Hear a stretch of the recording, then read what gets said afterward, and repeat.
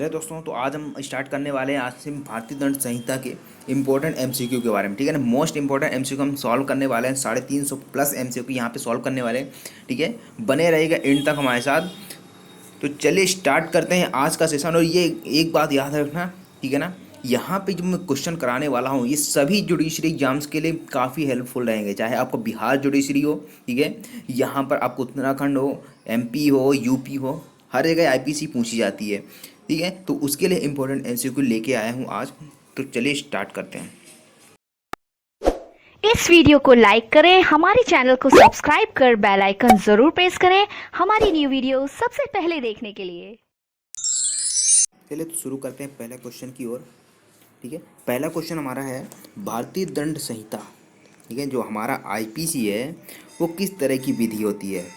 साधारण विधि होती है, विशेष विधि, साधारण विशेष दोनों होती है, या कार्य विधि है?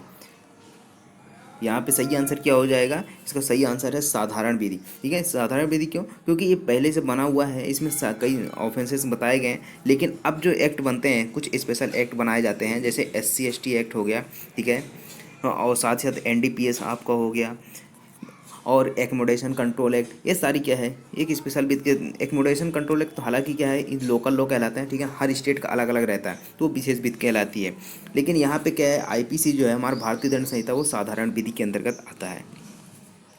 दूसरा क्वेश्चन की ओर बढ़ते हैं। तो दूसरा क्वेश्चन क्या कहता है, निम्नलिखित में से सही कथन इंगित कीजिए। यानी कि इसमें 4 कथन जो बताए गए, इसमें से सही ऑप्शन आपको टिक करना है कि कौन सा सही आंसर है।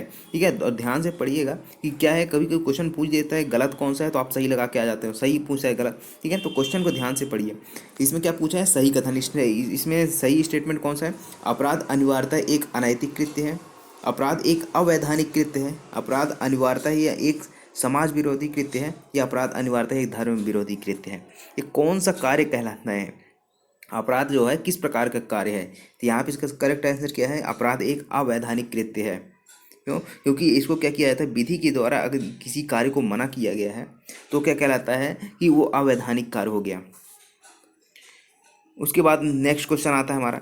नेक्स्ट क्वेश्चन क्या कहता है कि अपराध एक लोक दोष है, प्राइवेट दोष है, लोक या प्राइवेट दोनों है, या ना तो लोक ही ना ही प्राइवेट। तो यहाँ पे इसका करेक्ट आंसर क्या हो जाएगा? इसका करेक्ट आंसर है ए नंबर का, यानी कि लोक दोष है। यानी कि यदि आप जैसे अपराध करते हो, आईपीसी कहते हैं जो अपराध किए जाते हैं वो समाज के विरुद्ध होता है, तो समाज में कौन रहते हैं? लोग ही तो रहते हैं। तो लोगों के विरुद्ध एक अपराध कहलाता है। इसका सही आंसर क्या हो जाएगा? ए नंबर का। अब यहाँ पे आ जाओ। अब यहाँ पे क्या होता है, किसी भी अपराध को करते हो तो उसमें 4 अवस्थाएं होती है। ठीक है, तो 4 अवस्थाओं का सही क्रम कौन सा होगा? तो इसमें से आपको देखना है, प्रयत्न तैयारी आशय परिणाम, या आशय प्रयत्न तैयारी परिणाम होगा, आशय तैयारी प्रयत्न परिणाम, या परिणाम आशय तैयारी प्रयत्न। इसमें से कौन सा सही है? तो सबसे पहले आप देखोगे ना, जब भी आप स्टेजेस ऑफ क्राइम पढ़ोगे तो सबसे पहली चीज़ क्या आती है आपकी? सबसे पहली चीज़ आती है आपकी आशय। ठीक है ना, आपके माइंड में कोई चीज़ आती है कि हाँ ये कार्य मुझे करना है। अब वो सही है या गलत है, वो तो आपके माइंड पर डिपेंड करता है कि आपने क्या सोचा है। अगर आपने गलत सोचा तो उसके बाद आप क्या करोगे? उसके बाद आप तैयारी करोगे। ठीक है, तो तैयारी हो गई। अब उसके बाद जब तैयारी करोगे तो कुछ आपने हथियार इकट्ठे कर लिए, उसके बाद क्या करोगे? आप अटेम्प्ट करोगे। अटेम्प्ट का मतलब उसमें प्रयास करोगे कार्य करने की ओर। ठीक है ना, जब तक प्रयास नहीं करोगे तो कहाँ से होगा? तो पहले उसके बाद क्या आता है? अटेम्प्ट आता है। अटेम्प्ट के बाद क्या आता है? जब आप अटेम्प्ट कर देते हो, यानी कि किसी व्यक्ति को मार दिया आपने, तो क्या हुआ? रिजल्ट निकल जाता है। रिजल्ट क्या निकला? या तो उसको ग्रीवियस हर्ट हुआ, या फिर उसके हाथ टूटे, पैर टूटे, ठीक है ना, उसकी मृत्यु हो गई। तो वो सारी चीज़ क्या कहलाती है? परिणाम, यही रिजल्ट कहलाता है। तो सबसे पहले चीज़ क्या आ जाती है? आपका इंटेंशन आता है। उसके बाद आप प्रिपेयर करते हो, ठीक है ना, प्रिपरेशन करते हो। उसके बाद अटेम्प्ट आता है, उसके बाद परिणाम आता है। तो यहाँ पे इसका करेक्ट आंसर कौन सा हो जाएगा? सी नंबर के यहाँ पे बिल्कुल करेक्ट आंसर है। स्टेजेस ऑफ क्राइम को एक आपको ध्यान रखना है, ठीक है, और क्रम से याद रखना है, सबसे पहली चीज़ क्या आती है और उसके बाद क्या आता है। उसके बाद नेक्स्ट क्वेश्चन है हमारा, आपराधिक विधि के प्रति कृत्यात्मक दृष्टिकोण को उजागर किया। भारत के विधि आयोग ने, भारत के सर्वोच्च न्यायालय ने, इंग्लैंड की वुल्फहेंडन समिति ने, संयुक्त राज्य अमेरिका या संयुक्त सर्वोच्च न्यायालय। यहाँ पे इसका करेक्ट आंसर क्या होगा? इसका जो करेक्ट आंसर है वो हो जाएगा सी नंबर का, यानी कि इंग्लैंड की जो वुल्फहेंड समिति है, इसके द्वारा क्या किया था? आपराधिक विधि को एक कृत्यात्मक दृष्टिकोण में इसको लाया गया था। उसके बाद नेक्स्ट क्वेश्चन आता है हमारा, आशय कार्य का लक्ष्य हेतु जिसका स्रोत है, यह कथन किसने किया है। यानी कि यदि आपने कोई आशय बनाया है तो क्या है, वो कार्य का एक लक्ष्य होता है और हेतु क्या है, उसका एक स्रोत है, उसको साधन है कि किस प्रकार से आप उसको कंप्लीट करोगे। ठीक है, ये ऐसा कथन किसके द्वारा कहा गया था, स्टीफन के द्वारा, बेंथम, ऑस्टिन या कैनिग के द्वारा। तो यहाँ पे इसका करेक्ट आंसर क्या हो जाएगा, इसका करेक्ट आंसर सी नंबर। यानी कि जो ऑस्टिन है उन्होंने कहा था कि जो आशय होता है, ठीक है, जो इंटेंशन है वो क्या होता है, एम होता है किसी एक्ट का, यानी कि लक्ष्य होता है किसी कार्य का, और हेतु क्या है, उसका एक साधन होता है, यानी स्रोत होता है। ठीक है, इसका करेक्ट आंसर बता दिया, सी नंबर। अब यदि आपको किसी भी क्वेश्चन का आंसर पता है तो कमेंट बॉक्स में कमेंट करके जरूर बताइएगा। ठीक है, नेक्स्ट क्वेश्चन आता है, निम्नलिखित में से कौन अपराध के लिए क्या आवश्यक नहीं है। यदि आप कोई अपराध करना चाहते हो उसके लिए क्या आवश्यक नहीं है, कौन सा तत्व, आशय, उद्देश्य, वर्जित कार्य, कार्य के लिए दंड। यहाँ पे क्या होगा, यानी कि अपराध के लिए क्या क्या चाहिए, तो इसका करेक्ट आंसर क्या हो जाएगा, बी नंबर, यानी उद्देश्य। ठीक है ना, ये आवश्यक नहीं है। बाकी क्या है कि आशय होना चाहिए, इंटेंशन भी होना चाहिए। वर्जित कार्य, यानी कि जो कार्य क्या किया गया है, विधि के द्वारा मना किया गया कि ये नहीं करना है, फिर भी आप करते हो तभी तो अपराध होगा। उसके बाद आता है कार्य के लिए दंड। अब उस कार्य के लिए, जिस कार्य को वर्जित किया गया था उसके लिए पनिशमेंट भी होगी। ठीक है, तो ये सारी चीज़ तो आवश्यक है, लेकिन उद्देश्य आवश्यक नहीं है। आपको उद्देश्य क्या था उससे कोई फर्क नहीं पड़ता। नेक्स्ट क्वेश्चन है, निम्न में से सामान्यतः अपराध का आवश्यक तत्व है।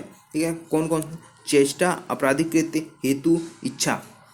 यहाँ पे करेक्ट आंसर क्या हो जाएगा, इसका करेक्ट आंसर है बी नंबर का, यानी कि आपराधिक कृत्य इसका आवश्यक तत्व है। ठीक है ना, यदि आपको क्वेश्चन का आंसर पता है तो वीडियो को पॉज करके और साथ ही साथ उसका क्या करेंगे, कमेंट बॉक्स में कमेंट करके आंसर उसका बताना है। आपराधिक दायित्व के दो अति महत्वपूर्ण तत्व कौन से हैं। ठीक है ना, जो महत्वपूर्ण तत्व हैं वो कौन सा है, आशय एवं कार्य, आशय एवं क्षति, या फिर क्षति एवं दोष सिद्धि, या तैयारी एवं दंड। कौन सा होगा, इसका करेक्ट आंसर हो जाएगा आशय एवं कार्य। ठीक है, ए नंबर के यहाँ पे करेक्ट आंसर हो जाएगा। यानी कि आपराधिक दायित्व के जो दो सबसे महत्वपूर्ण तत्व की बात किया जाए तो पहला क्या है, आशय होना चाहिए, इंटेंशन होना चाहिए, और आपने ऐसा उस इंटेंशन के हेतु के रूप में आपने कोई कार्य किया। ठीक है, तो यहाँ पे जब कार्य करते हो तो आशय कार्य दोनों होने चाहिए। आपराधिक ये महत्वपूर्ण तत्व हैं। अब उसके बाद नेक्स्ट क्वेश्चन आता है हमारा 10th नंबर का, आपराधिक दायित्व के इस सिद्धांत की केवल कृत्य ही नहीं, दोषपूर्ण मन स्थिति भी को विकसित किया गया। यानी कि केवल कार्य ही दोषपूर्ण नहीं है, जब तक आपका मन दोषी नहीं होगा ना तब तक यहाँ पे क्या है वो विकसित अपराध के रूप में विकसित नहीं होगा, आपराधिक दायित्व के लिए यहाँ पे सक्षम नहीं होगा। तो यहाँ पे किसने बोला, सामान्य न्यायालय द्वारा, कॉमन लॉ न्यायालय द्वारा, स्टार चैम्बर न्यायालय द्वारा, क्यूरिया रेजिस द्वारा। इसमें क्या होगा, इसका करेक्ट आंसर हो जाएगा बी नंबर, यानी कॉमन लॉ जो न्यायालय होते हैं। ठीक है, जैसे अब पहले क्या होता था, पहले जो जजमेंट, लैंडमार्क जजमेंट्स आते थे। ठीक है, पहले सुप्रीम कोर्ट यहाँ का था नहीं, हाई कोर्ट नहीं था। उसके मतलब कि यहाँ पे क्या था, प्रीवी काउंसिल चलती थी। प्रीवी काउंसिल जो वर्डिक्ट देती थी उसी के आधार पर क्या होता था, जो कॉमन लॉ जो प्रिंसिपल गाइडलाइंस जारी किए जाते हैं उसी के द्वारा यहाँ पे इसको विकसित किया गया था। ठीक है, कि केवल कार्य दोषपूर्ण नहीं होगा जब तक मन आपका दोषी ना हो। उसके बाद नेक्स्ट क्वेश्चन आता है, निम्नलिखित में किसमें अवधारित किया गया कि भारतीय दंड संहिता में एक्टस नॉन फेसिट्रियम निसी मेंस सिट रिया।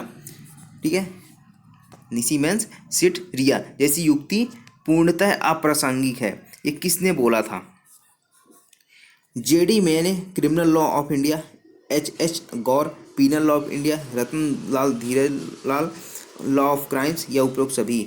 यहाँ पे इसका करेक्ट आंसर क्या हो जाएगा, डी नंबर का। ठीक है, उसके बाद आता है नेक्स्ट क्वेश्चन, आपराधिक मन स्थिति में शामिल नहीं है। यानी कि जो आपका का इंटेंशन होती है, यानी माइंड होता है। ठीक है, आपराधिक मन होता है, उसमें जो उसमें क्या शामिल नहीं होता है, हेतु, आशय, ज्ञान, उपेक्षा। यहाँ पे करेक्ट आंसर आपको बताना तो है ही है। ठीक है, बताओ कौन सा है। तो यहाँ पे इसका जो सही आंसर है वो हो जाएगा आपका ए नंबर का, यानी हेतु। हेतु मन से संबंधित नहीं है। आशय आप मन में ही सोचोगे। ठीक है, एक ज्ञान आपके माइंड में होगा कि नॉलेज है। ठीक है, सामने दिखता नहीं, झलकता नहीं कि सामने हाँ आपके पास इतना नॉलेज है, तो ये माइंड में ही होता है। दूसरा उपेक्षा, उपेक्षा कर रहे हो तो माइंड से ही सोच के ही कर रहे होगे। ये सारी चीज़ आती है, लेकिन हेतु नहीं आता। क्यों? हेतु क्या है? एक सोर्स है कि जिस सोर्स के माध्यम से आप उस अपराध को, जो इंटेंशन आपने सोचा है, ठीक है, उसको किस प्रकार से करोगे। उसके बाद नेक्स्ट क्वेश्चन आता है, कुछ मामलों में अपराध तब भी गठित होता है जबकि कार्य आपराधिक आशय से ना किया गया हो। इसी मामले कौन से हैं? ठीक है, यानी कि आपका इंटेंशन कुछ भी रहा हो, ठीक है, आशय आप कुछ भी रहा हो, लेकिन आपने क्या किया, कार्य किया, तो आपको क्या हो जाएगा, वो अपराध माना जाएगा। ठीक है, इंटेंशन के बिना भी। तो ये क्या कहलाता है? कठोर दायित्व का सिद्धांत, प्रातिनिधिक दायित्व, राज्य के दायित्व, ये संयुक्त दायित्व। यहाँ पे इसका करेक्ट आंसर क्या हो जाएगा? कठोर दायित्व का सिद्धांत, यानी कि ए नंबर का। स्ट्रिक्ट लायबिलिटी आपने सुना होगा।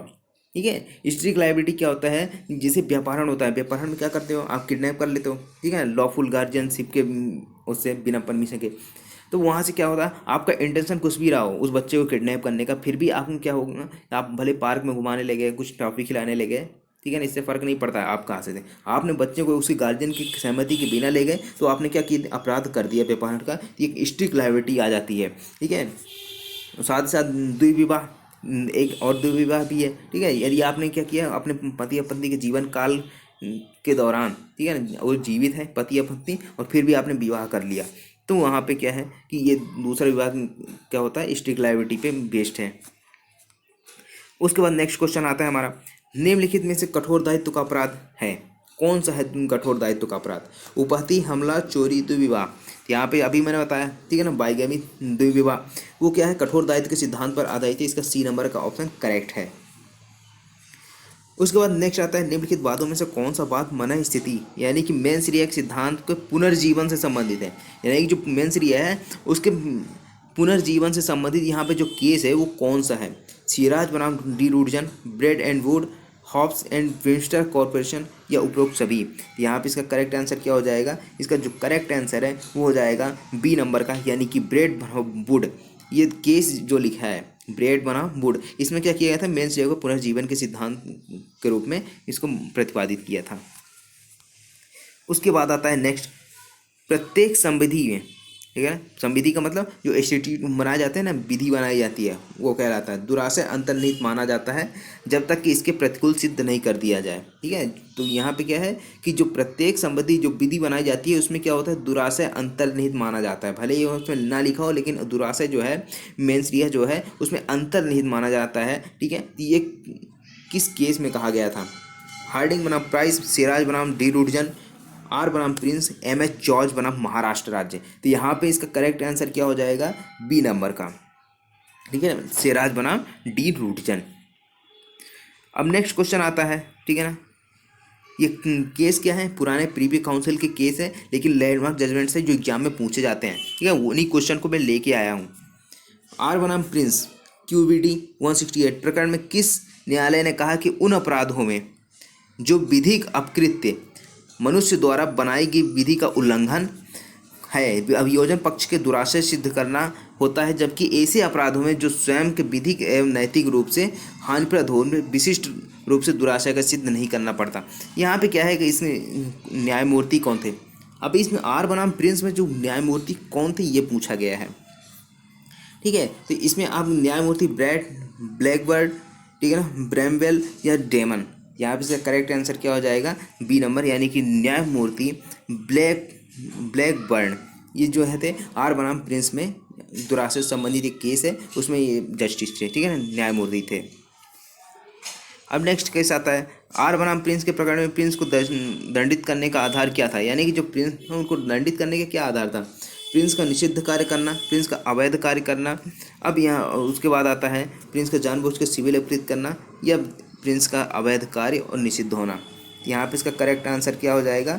डी नंबर का, यानी कि प्रिंस का कार्य अवैध और निषिद्ध था, इसलिए इसको क्या किया गया? इसको दंडित किया गया। उसके बाद नेक्स्ट क्वेश्चन आता है हमारा, निम्नलिखित में से किस में दुराशय को अपराध का एक आवश्यक अंग माना गया है? ठीक है, किस केस में किस में दुराशय को अपराध का एक आवश्यक माना गया है? कौन से केस में? श्रीनिवासवल बरौलिया वर्सेस एम्परर, आर बनाम टॉलसन, नाथूलाल बनाम मध्य प्रदेश राज्य, या उपरोक्त सभी। यहाँ पे करेक्ट आंसर क्या हो जाएगा? डी नंबर, यानी कि उपरोक्त सभी में क्या किया गया है, दुराशय को अपराध का एक आवश्यक अंग माना गया है, आवश्यक तत्व माना गया है। ठीक है, तो ये सभी केस आपको याद रखने हैं। ठीक है ना, श्रीनिवासमल बरौलिया, ठीक है ना, आर बनाम टॉल्सन है, नाथूलाल का है, ये सभी दुराशय यानी कि मेंस्ट्रुएशन से संबंधित केस हैं। अब नेक्स्ट केस आता है, निम्नलिखित में से कौन सा बात दुराशय के सिद्धांत से संबंधित नहीं है। अब कौन सा सिद्धांत संबंधित, कौन सा यहाँ पे जो केस लॉ है, ठीक है ना, जो जजमेंट्स आते हैं, कौन सा दुराशय से संबंधित नहीं है। आर बनाम प्रिंस, क्वीन बनाम टॉल्सन, रेग वर्सेस गोविंदा, महाराष्ट्र राज्य एम एस जॉर्ज। अब इन सभी केसों में देखना, ये कुछ केस तो अभी अपन ने डिस्कस किए। ठीक है, अब यहाँ पे क्या आता है, एक केस आता है रेग बनाम गोविंदा का। ठीक है, ये वाला। अब ये किससे संबंधित है, इसमें क्या क्या बताया गया था, जस्टिस मेलविल थे, जस्टिस मेलविल के द्वारा क्या किया गया था, मर्डर, ठीक है ना, जो 300 में बताया गया है, और कल्पेबल होमिसाइड जो 299 में बताया गया है। अब इन दोनों में क्या डिफरेंस है, इस चीज़ को बताया गया था रेग बनाम गोविंदा में। तो यहाँ पे इंटेंशन का तो कोई रोल ही नहीं है इसमें, ठीक है ना, दुराशय का तो कोई काम ही नहीं है। तो ये सी नंबर का इसका करेक्ट आंसर हो जाएगा। ठीक है, तो रेग बनाम गोविंदा किससे संबंधित है, जो मर्डर और कल्पेबल होमिसाइड में डिफरेंस बताया गया था, माइनर डिफरेंस है, ज़्यादा डिफरेंस है नहीं। ठीक है, तो माइनर डिफरेंस हो इसमें क्या किया गया था, बताया गया था रेग बनाम गोविंदा में जस्टिस मेलविल के द्वारा। उसके बाद नेक्स्ट आता है, निम्नलिखित में से कौन सा एक सामान्य विधि में दुराशय के सामान्य सिद्धांत का मान्य अपवाद नहीं है। ठीक है ना, अपवाद नहीं है पूछा गया है। तो पब्लिक न्यूसेंस, आपराधिक उपलेख, न्यायालय की अवमानना, मानहानि। अब इसमें करेक्ट आंसर क्या हो जाएगा, इसका करेक्ट आंसर है डी नंबर, यानी कि मानहानि इसका मान्य अपवाद नहीं है। उसके बाद नेक्स्ट क्वेश्चन आता है, इंग्लिश विधि, ठीक है, इंग्लिश आपराधिक विधि में प्रतिनिधिक दायित्व का सिद्धांत सर्वप्रथम प्रतिपादित किया गया था। यानी कि जो प्रतिनिधिक दायित्व है वो किस केस में इसको प्रतिपादित किया गया था, आर बनाम डॉलमैन के बाद, आर बनाम हिगिंस के बाद, आर बनाम टॉल्सन के बाद में। ठीक है, उसके बाद आता है आर बनाम गुडाल के बाद में। इसमें कौन सा करेक्ट आंसर हो जाएगा, इसका जो करेक्ट आंसर है वो हो जाएगा बी नंबर का। ठीक है, तो आर बनाम हिगिंस का वाद है, इसमें क्या कहा गया था कि जो आपराधिक विधि है उसमें जो प्रतिनिधिक दायित्व है, इसका सिद्धांत, इस सिद्धांत को यानी इस डॉक्ट्रिन को क्या किया गया था, लाया गया था। ठीक है, प्रतिनिधिक दायित्व वाला का, ठीक है, जो विकेरियसली लायबल होते हैं ना, उसके लिए। अब आ जाओ नेक्स्ट, भारतीय दंड संहिता के प्रारूप में तत्कालीन गवर्नर जनरल ने अपनी अनुमति प्रदान की। अब यहाँ पे जो हमारी आईपीसी है, भारतीय दंड संहिता, उसको गवर्नर जनरल के द्वारा, उस टाइम पे क्या होता था, गवर्नर जनरल होते थे, तो उस गवर्नर जनरल ने अपनी अनुमति प्रदान की थी कि हाँ ये एक्ट लागू हो। जैसे अभी राष्ट्रपति की होती है ना, राष्ट्रपति की देखोगे धारा 111, सॉरी आर्टिकल 111 में क्या बताया गया है कि यहाँ पे राष्ट्रपति अपनी कंसेंट देता है बिल वगैरह में। ठीक है, अब वही चीज़ यहाँ पे बताया गया कि गवर्नर जनरल ने कब इसको क्या किया गया था, अप्रूव किया था, 6 सितंबर 1950, 6 अक्टूबर 1860, 6 दिसंबर 1860, 1 जनवरी 1862। तो यहाँ पे इसका करेक्ट आंसर क्या हो जाएगा, बी नंबर का, यानी 6 अक्टूबर 1860 को इसमें अनुमति प्रदान की गई थी। लेकिन ये तो अनुमति की बात हो गई, लेकिन लागू कब किया गया था ये भी तो देखना है। तो यहाँ पे देखो, भारतीय दंड संहिता प्रवृत्ति हुई कब से, यहाँ पे लागू हुआ है, प्रवृत्त का मतलब इन्फोर्समेंट की डेट, तो 6 अक्टूबर 1860, 6 दिसंबर 1860, 1 जनवरी 1861, 1 जनवरी 1862। यहाँ पे इसका करेक्ट आंसर क्या हो जाएगा, इसका जो करेक्ट आंसर है वो हो जाएगा डी नंबर का, यानी कि 1 जनवरी 1862। अब यहाँ पे 6 अक्टूबर 1860 को तो क्या हुआ, अनुमति प्रदान की गई, लेकिन ये लागू कब से किया गया, 1862 से, यानी कि 1 जनवरी 1862 से इसको क्या किया गया था, लागू किया गया था। अब आ जाओ नेक्स्ट, भारतीय दंड संहिता का प्रारूप तैयार किया गया था। तो हमारी जो आईपीसी है वो किस विधि आयोग द्वारा इसको बनाया गया था, प्रथम विधि आयोग द्वारा, ठीक है ना, द्वितीय तृतीय विधि या चतुर्थ भारतीय विधि आयोग द्वारा, किस विधि आयोग के द्वारा इसको बनाया गया था। तो यहाँ पे देखो कि जब आप देखोगे 1834 में, ठीक है, 1834 में क्या होती है, प्रथम विधि आयोग की स्थापना होती है भारत में, और उसमें जो लॉर्ड मैकाले थे, ठीक है, उनको यहाँ पे काम दिया गया कि उनका अध्यक्ष बनाया गया कि आप क्या करो, एक कानून बनाओ। ठीक है, भारतीय दंड संहिता जिन्होंने तैयार की रहते पूरी ड्राफ्टिंग की, उसके बाद क्या होता है, जब 1860 में 6 अक्टूबर 1860 को क्या किया जाता है, इन्फोर्समेंट यानी कि उसको वहाँ पे अनुमति दी जाती है गवर्नर जनरल के द्वारा। उसके बाद क्या होता है कि ये 1 जनवरी 1862 को यह लागू हो जाता है हमारा आईपीसी। ठीक है, तो इसमें सही आंसर क्या हो जाएगा, प्रथम विधि आयोग द्वारा। उसके बाद नेक्स्ट आता है कि क्या भारतीय दंड संहिता 1860 के अंतर्गत दंडनीय कोई अपराध भारत के भूमि के बाहर कारित करने वाला कोई भी व्यक्ति किसी भी भारत में न्यायालय का उत्तरदायी होता है? हाँ, केवल यदि वह भारत का नागरिक है, ठीक है, वह जुर्म करने के पश्चात भारत में आता है तब हाँ, या फिर नहीं। यहाँ पे इसका करेक्ट आंसर क्या हो जाएगा, इसका करेक्ट आंसर है बी नंबर का, यानी कि केवल यदि वह भारत का नागरिक है तब यहाँ पे क्या किया जा सकता है, उसको ट्रायल किया जा सकता है। उसके बाद नेक्स्ट क्वेश्चन आता है हमारा, का जो भारत का नागरिक है, ठीक है ना, युगांडा में हत्या करता है, वह दिल्ली में पकड़ा जाता है, अपराध के लिए विचारित और दोष सिद्ध किया जाएगा। कहाँ पे किया जाएगा? युगांडा में, केवल उस देश में मृतक जहाँ का नागरिक था, उपयुक्त दोनों में से कहीं भी, दिल्ली में। यहाँ पे इसका करेक्ट आंसर क्या हो जाएगा, डी नंबर, यानी कि जहाँ पर वह पकड़ा गया है, जिस स्थान पर पकड़ा गया है तो वहीं पे क्या किया जाएगा, उसका ट्रायल चलाया जाएगा। ठीक है, आया समझ में कि नहीं आया? बने रहना एंड तक, क्योंकि काफ़ी क्वेश्चन हम डिस्कस करने वाले हैं आईपीसी में, जो एग्जाम में पूछे जा चुके हैं कई क्वेश्चन, और यहाँ पे पूछने के चांसेस भी बढ़ जाते हैं, यहाँ पे पूछे जा सकते हैं। ठीक है, तो यदि आप बिहार जुडिशरी की तैयारी कर रहे हैं, किसी भी जुडिशरी की तैयारी कर रहे हैं, तो उसमें आईपीसी तो रहता ही है। ठीक है, मेन सब्जेक्ट जो आईपीसी हो गया आपका, ठीक है, आईपीसी, सीआरपीसी, और साथ ही साथ और भी एक कॉन्स्टिट्यूशन हो गया, कॉन्ट्रैक्ट हो गया, SRA हो गया, ये सब क्या होते हैं, ये मेन सब्जेक्ट्स होते हैं कानून लॉ के। तो ये क्या है, हर जुडिशरी एग्जाम में पूछे जाते हैं इसमें।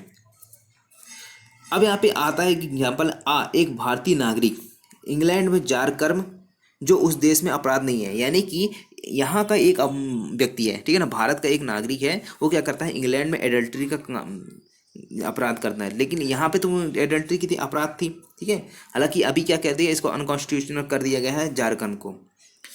लेकिन यहाँ पे क्या है कि यदि मान लीजिए पहले का क्वेश्चन था, तो यहाँ पे जारकर्म करता है तो उस देश में अपराध नहीं है। ठीक है, जहाँ पे जारकर्म किया गया, एडल्ट्री की गई, तो यहाँ पे अपराध नहीं है।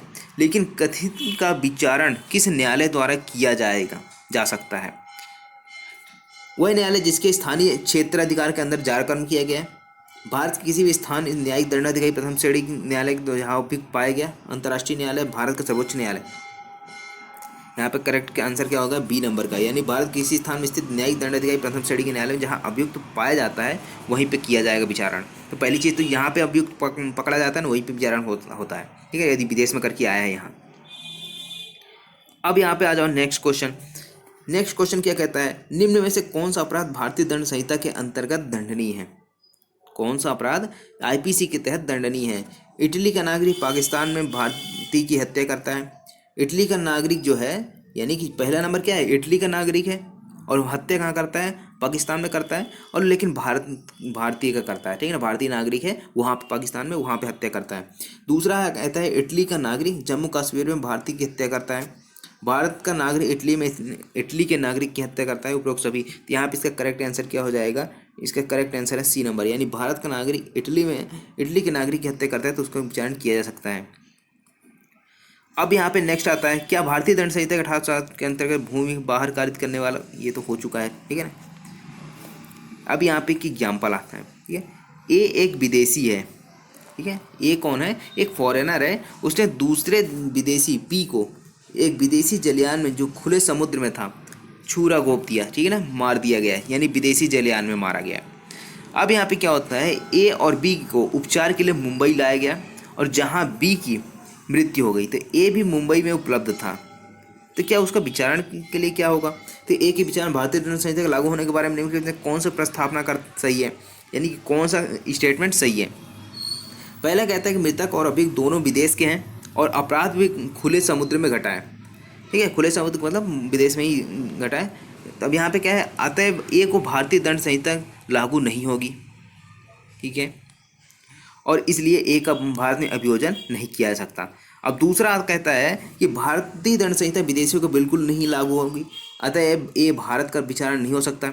ठीक है, उसके बाद है नेक्स्ट है, अपराध भारत के राज्य क्षेत्र में पूरा हुआ और अभियुक्त ए भारत में उपलब्ध है। अब यहाँ पे इसको आप पढ़ लेना। ठीक है, ये बड़ा क्वेश्चन है, लेकिन यहाँ पे एग्जाम में ऐसे क्वेश्चन आते हैं कि कौन सा स्टेटमेंट सही है कौन सा नहीं है। ठीक है, तो इसका करेक्ट आंसर क्या हो जाएगा? इसका करेक्ट आंसर है ए नंबर का। ठीक है, अब नेक्स्ट आता है अमेरिका का नागरिक ए भारतीय वायुयान में यात्रा करते हुए सह यात्री बी को चोट पहुंचाता है। यानी कि जो अमेरिका का नागरिक है ए, वो क्या करता है, भारतीय वायुयान में यात्रा करते हुए एक जो और यात्री बैठा हुआ था बी को चोट पहुंचाता है। वायुयान उस समय इंग्लैंड की सीमा में उड़ रहा था। यानी कि जो हमारा वायुयान था, एरोप्लेन था, वो कहाँ उड़ रहा था? इंग्लैंड की सीमा में। तो ए के विरुद्ध कार्रवाई कहाँ पर की जा सकती है? आग के विरुद्ध कहीं कार्रवाई नहीं होगी। आग के विरुद्ध केवल इंग्लैंड में मुकदमा चलाया जा सकता है। आग के विरुद्ध केवल अमेरिका में ही मुकदमा चलाया जा सकता है। आग के विरुद्ध भारत में न्यायालय में मुकदमा चलाया जा सकता है। तो इसका करेक्ट आंसर क्या हो जाएगा? डी नंबर, यानी कि भारत में मुकदमा चलाया जा सकता है। क्यों? क्योंकि अपराध का भले ही बाहर हुआ है, ठीक है, इंग्लैंड में हुआ है, लेकिन यहाँ पे क्या किया गया है, जो अपराध हुआ है वो कहाँ पे हुआ है? भारत में रजिस्टर्ड किसी वायुयान में हुआ है। ठीक है, तो इसलिए यहाँ पे भारत में मुकदमा चलाया जा सकता है। उसके बाद नेक्स्ट है एक्स एक अच्छा तैराक है। यानी कि जो एक्स है वो स्विमर है, यानी स्विम करता है, तैराक मतलब समझ गए होगे, ठीक है ना, तैरते हैं जो। एक 7 साल के बालक बाई को नहर में डूबते हुए देखता है। यानी कि उन तैरना जानता था एक्स, ठीक है, और देखा कि उसने जो 7 साल का बालक है बाई, वो नहर में डूब रहा है और वह उस बालक को बचा सकता था। क्यों? क्योंकि वो तैराक था, उसको बचाया जा सकता था। उसने ऐसा नहीं किया, बालक डूब गया। तो एक्स ने कोई अपराध किया कि नहीं किया?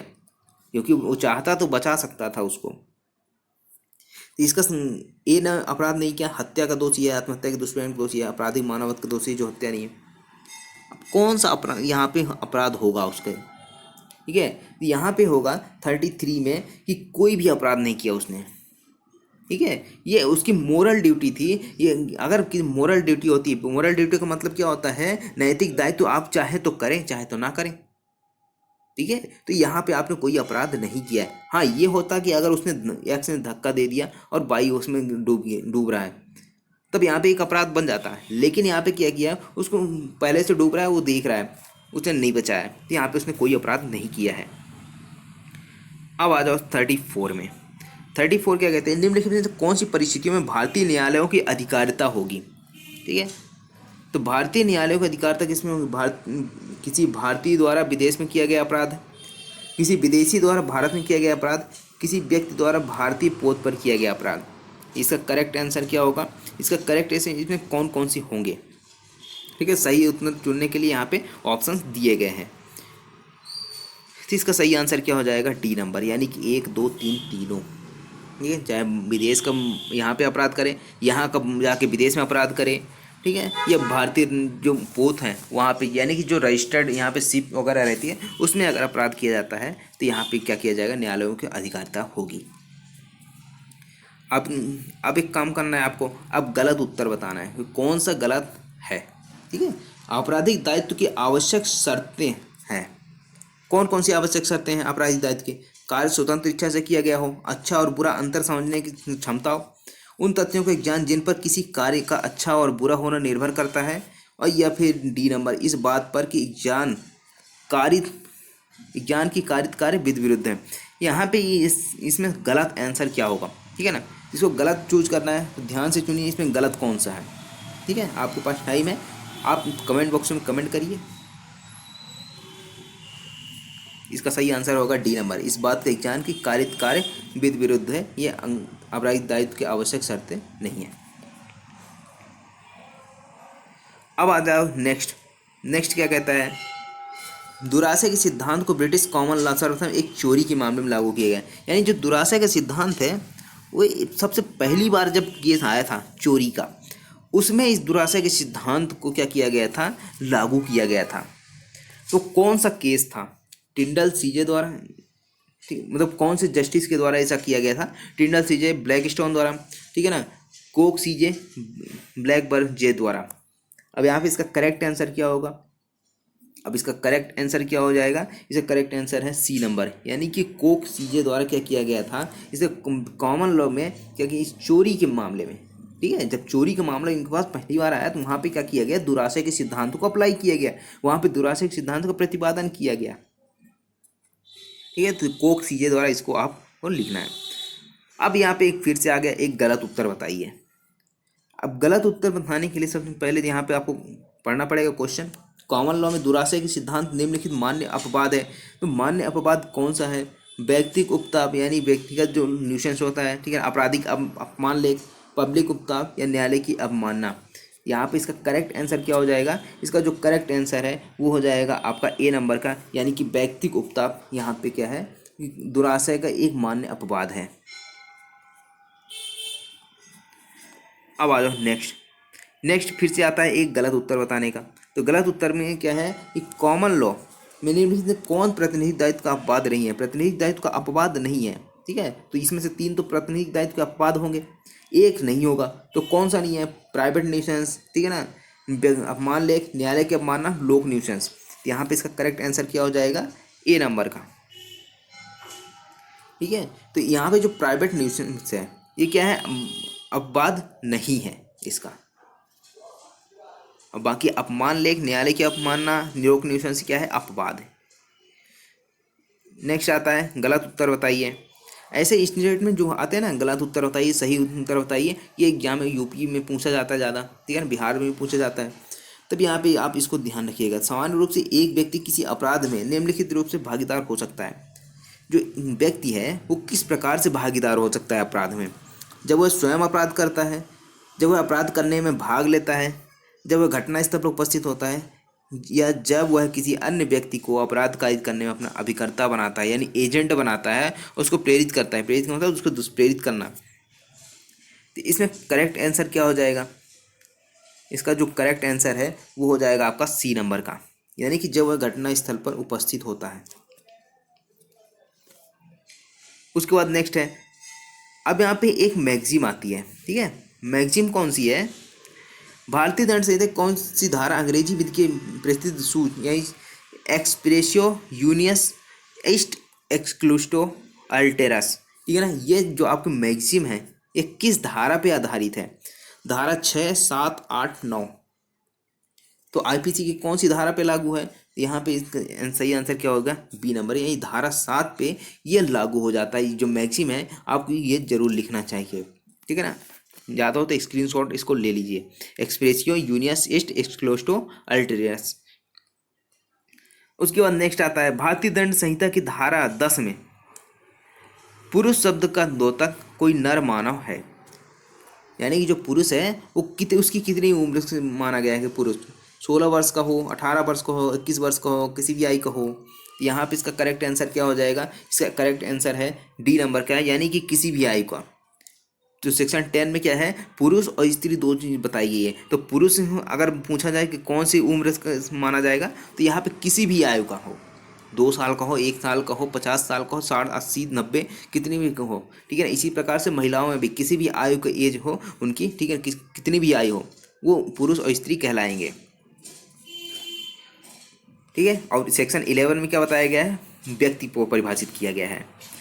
अब आ जाओ नेक्स्ट, भारतीय दंड संहिता में पुरुष और स्त्री शब्द द्योतक है, अभी मैंने बताया, ठीक है ना। किसी भी आयु के मानव नर या मानव स्त्री, केवल 18 वर्ष से अधिक आयु के नर या नारी, केवल मानसिक रूप से सक्षम नर और नारी, केवल संविदा करने के लिए सक्षम है। अब चाहे मानसिक रूप से हो, ठीक है, संविदा करने के सक्षम हो नहीं हो, है तो वो मानव ही ना, ठीक है। तो किसी भी आयु के हो वो क्या कहलाएंगे? ए नंबर किसका सही आंसर हो जाएगा। चाहे किसी भी आयु के स्त्री हो, चाहे पुरुष हो, नर हो, ठीक है। ये दोनों पुरुष शब्द के अंतर्गत आते हैं, पुरुष और स्त्री के शब्द अंतर्गत आते हैं।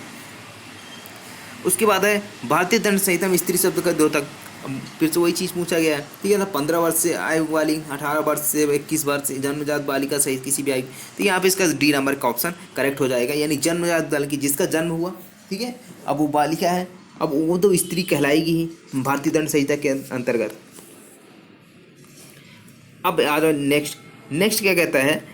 भारतीय दंड संहिता में न्यायालय यानी कोड ऑफ जस्टिस शब्द द्योतक है। इसमें उस कक्ष का जिसमें न्यायाधीश अपनी बैठक करता है, एक सिविल जज का न्यायालय, ऐसे न्यायाधीश जिसे केवल न्यायिक कार्य है तो विधि द्वारा अधिकृत किया गया है, उपरोक्त में से किसी का भी नहीं। यहाँ पे इसका करेक्ट आंसर क्या हो जाएगा? सी नंबर को हो जाएगा, यानी कि न्यायालय क्या कहलाता है? न्यायालय शब्द जो है वो आपको बताया गया है सेक्शन 20 में, ठीक है। 20 जो है धारा 20 है वो क्या कहते हैं? न्यायालय शब्द को परिभाषित करती है आईपीसी की। तो वहाँ पे ऐसे न्यायाधीश जिसे केवल न्यायिकता कार्य हेतु विधि द्वारा अधिकृत किया गया है। यानी जिस व्यक्ति को अगर विधि द्वारा कार्य करने के लिए उसको न्यायिकता क्या किया गया, अपॉइंट किया गया है, तो क्या कहलाएगा, वो न्यायाधीश कहलाएगा। तो यहाँ पे सी नंबर का ऑप्शन करेक्ट हो जाएगा। और सेक्शन 20 यानी कि धारा 20 में क्या किया गया है, इसको न्यायालय शब्द को परिभाषित किया गया। और सेक्शन 19 क्या कहता है, सेक्शन 19 जज को परिभाषित करता है, नहीं न्यायाधीश कौन होंगे।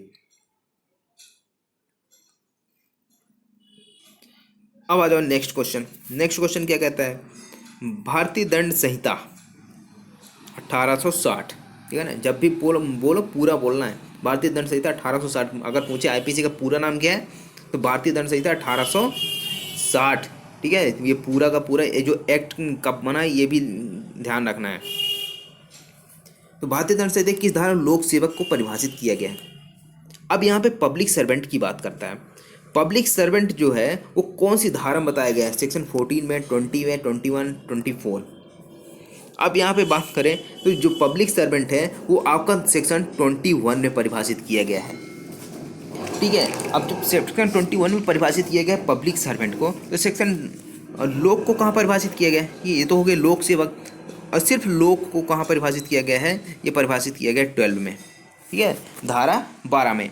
अब उसके बाद आता है धारा 14। धारा 14 में क्या परिभाषित किया गया है, सरकार का सेवक यानी servant of government. Servant of government को कहाँ परिभाषित किया है, सेक्शन 14 में। सेक्शन 20 में किसको परिभाषित किया गया है, यहाँ पे न्यायालय को। सेक्शन 21 अभी बता दिया, लोक सेवक। और धारा 24 जो है, धारा 24 बात करती है आपकी बेईमानी, डिसऑनेस्टली की परिभाषा यहाँ पे बताया गया है, ठीक है। एक के साथ सभी को आप पढ़ो, ध्यान रहेगा। उसके बाद आता है नेक्स्ट क्वेश्चन। अब यहाँ पे इन दोनों क्वेश्चन को भी रहने दो, ठीक है। अब यहाँ पे आ जाओ। अभी निम्नलिखित में से कौन संहिता की धारा 21 के अर्थ के अंतर्गत लोक सेवक नहीं है।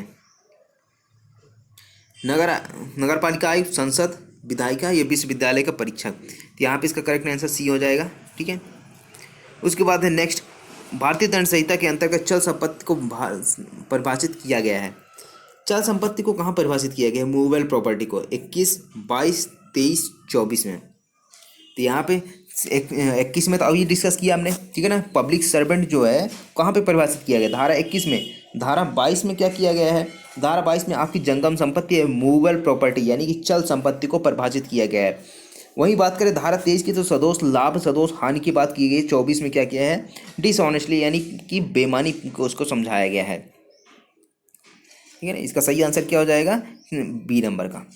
अब नेक्स्ट आता है भारतीय दंड संहिता की धारा 22 के परिभाषा में कौन सी वस्तु चल संपत्ति नहीं है। ध्यान रखना, इसमें पूछा गया चल संपत्ति नहीं है तो कौन सा नहीं है, मिट्टी, चेक, वृक्ष, तालाब। तो यहाँ पे जो आपका सी नंबर का ऑप्शन सही है, ठीक है।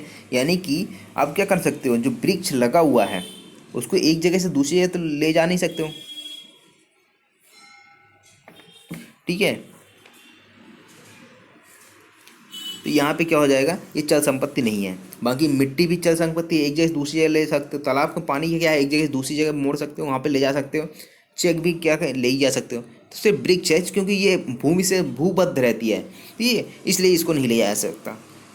अब आ जाओ सदोष अभिलाष। सदोष अभिलाष क्या होता है, सेक्शन 23 बात करता है ना। सेक्शन 23 क्या कहता है कि सदोष अभिलाष क्या होगा, और उसी के अकॉर्डिंग अगर सदोष लाभ और हानि हुई किसी चीज़ में तो क्या हो जाता है, बेईमानी बन जाता है, सेक्शन 24। अब यहाँ पे क्या है, सदोष अभिलाप का मतलब क्या है, विधिपूर्ण साधनों द्वारा ऐसी संपत्ति का अभिलाप जिसके लिए व्यक्ति हकदार नहीं है। विधिपूर्ण साधनों द्वारा ऐसी संपत्ति का अभिलाप जिसका वैध रूप से हकदार अभिलाप प्राप्त करने वाला व्यक्ति है। विधिपूर्ण साधनों द्वारा ऐसी संपत्ति का अभिलाप जिसके लिए अभिलाप प्राप्त करने वाला हकदार है, या उपरोक्त सभी। तो यहाँ पे इसका करेक्ट आंसर क्या हो जाएगा, इसका जो करेक्ट आंसर है वो हो जाएगा बी नंबर का, ठीक है। तो यहाँ पे ये करेक्ट आंसर हो जाएगा। अब यहाँ पे बात करें, ठीक है, तो इसके लिए आपको सेक्शन 23 पढ़ना पड़ेगा। अब यहाँ पे है सही उत्तर बताइए। सही उत्तर बताने के लिए बेईमानी आशय से अभिप्राय है। बेईमानी पूर्ण आशय का मतलब क्या होता है, केवल अपने लिए सदोष लाभ का आशय, केवल किसी सदोष हानि का आशय, किसी को सदोष लाभ या सदोष हानि का आशय, किसी को धोखा देने का आशय। तो यहाँ पे इसका करेक्ट आंसर क्या हो जाएगा, इसका करेक्ट आंसर है सी नंबर, ठीक है। किसी को सदोष लाभ या हानि करना। कम आप पढ़ रहे हो कि नहीं, हो कि नहीं हो, ही गायब हो रहे हो। तो यहाँ पे इसको सारे क्वेश्चन को सॉल्व जरूर करना। और साथ ही साथ अगर आपको PDF चाहिए, ठीक है, तो PDF के लिए आपको 199 रुपीज़ यहाँ पे पे करना पड़ेगा, ठीक है। यहाँ पे आप जब भी आपको चाहिए PDF तो आप मुझे क्या कर सकते हैं, अपने व्हाट्सअप नंबर कमेंट करके बता सकते हैं, या फिर आप मेरी ID, ठीक है ना, लीगलाइजेशन सर के नाम से इंस्टाग्राम पे ID, वहाँ पे मैसेज कर सकते हो। अब आता है कपट के आवश्यक तत्व, ठीक है। कपट के आवश्यक तत्व क्या है? बेईमानी एवं दुराशय, धोखा एवं क्षति एवं दुराशय, सदोष क्षति या सदोष लाभ। तो कपट में क्या होता है? कपट में धोखा ही तो होता है, ठीक है। तो यहाँ पे इसका करेक्ट आंसर क्या हो जाएगा? बी नंबर का, यानी धोखा और क्षति, ठीक है। तो ये चीज़ शामिल होती है, किसमें निहित होती है? कपट में होती है। नेक्स्ट क्वेश्चन है, भारतीय दंड संहिता के अंदर कूटकरण परिभाषित है। अब इसमें पूछा गया कि कूटकरण कहाँ परिभाषित है? धारा 30 में, ठीक है, धारा 28 में, धारा 29 या धारा 27 में। यहाँ पे इसका करेक्ट आंसर क्या हो जाएगा? इसका जो करेक्ट आंसर है वो हो जाएगा आपका धारा 28 में, ठीक है। इसमें कूटकरण को परिभाषित किया गया है। लेकिन अब धारा 30 में क्या है? ये सारे सेक्शन भी तो देखने हैं, ठीक है। तो धारा 30 की बात करें तो धारा 30 में क्या बताया गया है कि ये मूल्यवान प्रतिभूति यानी वैल्यूएबल सिक्योरिटी जो होती है, धारा 30 में बताया गया है। 29 में क्या बताया गया है? 29 में बताया गया दस्तावेज यानी डॉक्यूमेंट्स क्या होते हैं। धारा 27 में क्या बताया गया? धारा 27 में पत्नी, लिपिक या सेवक के कब्जे में जो संपत्ति होती है उसके बारे में बताया गया है, ठीक है। तो ये सारी चीज़ यहाँ पे आपको ध्यान रखनी है। तो और कूटकांड की बात करें तो धारा 28 में है। उसके बाद नेक्स्ट है, कपटपूर्ण को भारतीय दंड संहिता किस धारा में आशय से कपट करना लेकिन अन्यथा नहीं के रूप में परिभाषित किया गया है, ठीक है। तो कहाँ पर किया गया है? तो यहाँ पर धारा 20, धारा 23, धारा 24, धारा 25। तो यहाँ पे इसका करेक्ट आंसर क्या हो जाएगा?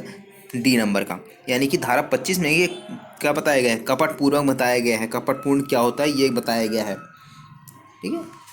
उसके बाद सेक्शन 20 में न्यायालय है। 24 में क्या है आपको पता है तो कमेंट बॉक्स में कमेंट करो, ठीक है। कई बार अभी 2-3 बार बता चुका हूँ इसमें, चलो रहने दो। डिसऑनेस्टली, ठीक है, सदोष लाभ है हानि। अब आ जाओ नेक्स्ट क्वेश्चन पे। नेक्स्ट क्वेश्चन क्या कहता है? निम्नलिखित में कौन मूल्यवान प्रतिभूति नहीं है? कौन सी यहाँ पे बताया जाए मूल्यवान प्रतिभूति वैल्यूएबल सिक्योरिटी नहीं है? किसी बीमाकृत पार्सल, डाक रसीद, एक किराया पत्र, एक प्रोमिसरी नोट, वचन पत्र या तलाक का विलेख पत्र। कौन सा नहीं होगा यहाँ पे? वैल्यूएबल सिक्योरिटी कौन सी नहीं है? तो वैल्यूएबल सिक्योरिटी को सबसे पहले तो आप देखो कि परिभाषित कहाँ किया गया है? सेक्शन 30 में, ठीक है ना, 30 में। धारा 30 में क्या किया गया? वैल्यूएबल सिक्योरिटी को परिभाषित किया गया है। तो अब उसके अंतर्गत कौन सा नहीं है, ठीक है ना? वैल्यूएबल सिक्योरिटी कौन सा नहीं है? यहाँ पे सही आंसर क्या हो जाएगा? किसी बीमाकृत पार्सल के डाक रसीद। उसके बाद बाकी तीनों चीज़ क्या है यहाँ पे? वैल्यूएबल सिक्योरिटी है। असत्य कथन छांटिए। अब असत्य कथन कौन सा है? अब इसको देखना है। मुख्तियारनामा दस्तावेज है, बैंकर पर दिया गया धन चेक दस्तावेज है, साक्ष्य रूप में उपयोग मिलाए गए हैं आशय मानचित्र दस्तावेज है, कोरा कागज दस्तावेज है, वृक्ष की छाल पर बनाए गए चिन्ह दस्तावेज से 5 एग्जाम वो दे दिया है, ठीक है ना, ऑप्शन। अब इसमें से कौन सा गलत है ये बताना है आपको,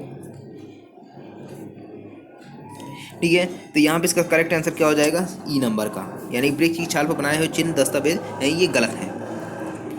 नेक्स्ट आता है भारतीय दंड संहिता के अंतर्गत इलेक्ट्रॉनिक अभिलेख को परिभाषित किया गया है, ठीक है। तो यहाँ पे इसको इलेक्ट्रॉनिक अभिलेख को परिभाषित कहाँ किया गया है? 29A में, ठीक है। यहाँ पर बी नंबर के यहाँ पे सही है। तो धारा 29 में क्या है? धारा 29 में बताया गया है डॉक्यूमेंट्स को, 29A में बताया गया है यहाँ पे इलेक्ट्रॉनिक अभिलेख को। अब ये 29B 29D है ही नहीं, ठीक है। तो यहाँ पे इसका सही आंसर क्या हो जाएगा?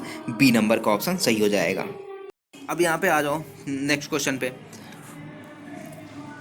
भारतीय दंड संहिता के प्रयोजन इस संहिता में किए गए कार्यों का निर्देश करने वाले शब्दों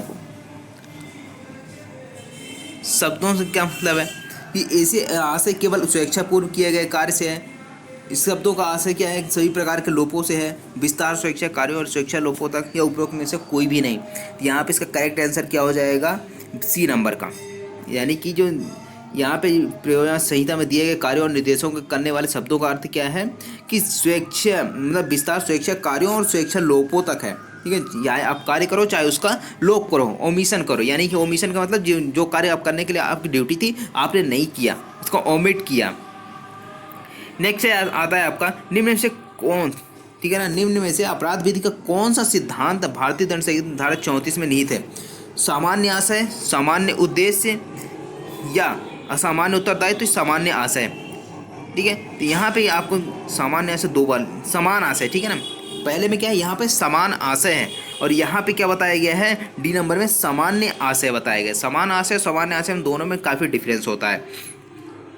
ठीक है, तो इसका सही आंसर क्या हो जाएगा? सेक्शन 34 में बताया क्या गया है डी नंबर का, यानी कि जो सामान्य आशय है ना, यहाँ पे क्या लिखा है समान आशय, समान आशय नहीं बताया गया है उसमें, धारा 34 में सामान्य आशय बताया गया है। इसके ऑप्शन डी नंबर का ऑप्शन करेक्ट हो जाएगा। ठीक है, समान आशय का मतलब दो लोग अलग अलग आप काम करते हो लेकिन इंटेंशन आपका एक ही है, ठीक है, वो समान आशय कहलाता है।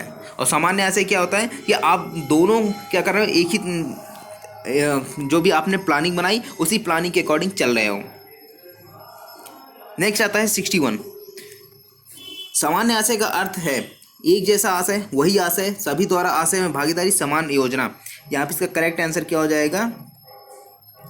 सी नंबर, यानी सभी द्वारा आशय में भागीदारी रहना, ये क्या कहलाता है? सामान्य आशय कहलाता है। एक चीज़ और है सामान्य उद्देश्य। सामान्य उद्देश्य की बात करें तो 149 में बताया गया है। ठीक है, अब सामान्य आशय का अर्थ क्या है? सामान्य आशय का अर्थ क्या है? अब एक चीज़ और आएगी कि समान आशय और सामान्य आशय में अंतर बताया गया था, कौन से केस में बताया गया था, ये भी आएगा आगे। ठीक है, अभी यहाँ पे देखो इस सामान्य आशय का अर्थ क्या है? बुरा आशय तथा विभिन्न अपराधों को कार्य करने की बुरी योजना, दुराशय अथवा अनुवर्ती कृत्य, आपराधिक कृत्य को करने हेतु कई व्यक्तियों द्वारा अभिप्रेरण, ये एक अपराध को करने के लिए मस्तिष्कों का पूर्ववर्ती मिलन, यानी कि पहले से आपने क्या कर लिया, ये पूरी योजना बना ली कि उसी के अकॉर्डिंग हमको चलना है, ऐसा अपराध करना है। ठीक है, तो इसका करेक्ट आंसर क्या हो जाएगा? डी नंबर का। ठीक है ना, ये सही हो जाएगा आपका। उसके बाद नेक्स्ट क्वेश्चन आता है, अब समान प्रीवी काउंसिल है। ठीक है, प्रीवी काउंसिल है नहीं, जब यहाँ पे आज़ादी से पहले क्या होते थे, प्रीवी काउंसिल होते थे। अब वहाँ पे क्या हो, जैसे अभी सुप्रीम कोर्ट है वैसे प्रीवी काउंसिल होते थे। तो प्रीवी काउंसिल ने एक जजमेंट दिया था, सामान्य आशय और समान आशय के मध्य अंतर को स्पष्ट किया था। वो कौन सा केस था? Virendra Kumar Ghosh versus Emperor, Mahboob Shah versus Emperor, Srinivasmal Barolia versus Emperor, या वन्नूमल बनाम एम्परर। अब यहाँ पे इसका करेक्ट आंसर क्या होगा?